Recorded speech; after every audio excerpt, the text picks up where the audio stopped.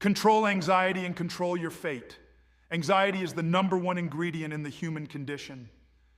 When you have to conduct a public speaking engagement, when you're approaching a girl for the first time to ask her on a date, when you're on the combat field and having to make split-second decisions, when you're being tested and evaluated in order to prove you're qualified for a position, if you're struggling with alcoholism or there's some sort of addiction, if you're struggling to focus while studying for a test or exam that you're terrified of taking. Performance anxiety is like focusing on not stepping in a hole, focusing so much that the hole is all you're focused on, so you inevitably end up stepping in it, because the hole is all you see. When you take a deep breath, there's an actual ball of nerves in your back that when your lungs fully expand, it touches that ball of nerves and causes a chemical reaction to your brain that causes you to biologically relax. Practice mindful breathing.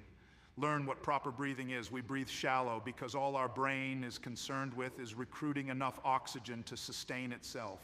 The brain is selfish. It doesn't care about fully expanding the lungs so that whole body operates at maximum capability. Also, learn to take your focus off the outcome.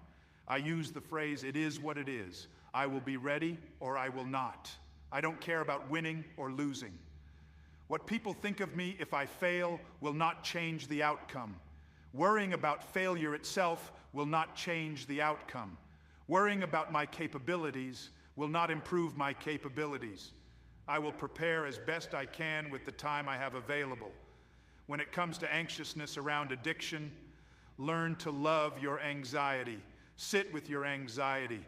Don't judge your anxiety as good or bad. Exercise mindful breathing.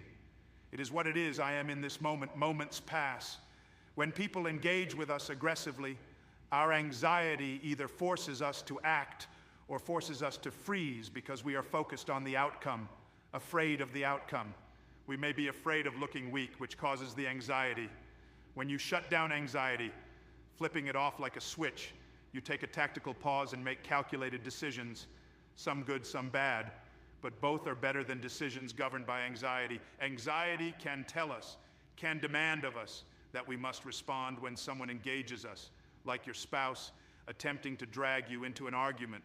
When we recognize that it is our anxiety attempting to force us to respond and flip that switch to turn off our anxiety, we realize that we don't have to engage. We can simply sit comfortably in whatever situation that we're in. External factors don't dictate our response to outside stimulus. When our anxiety is brought to a heel,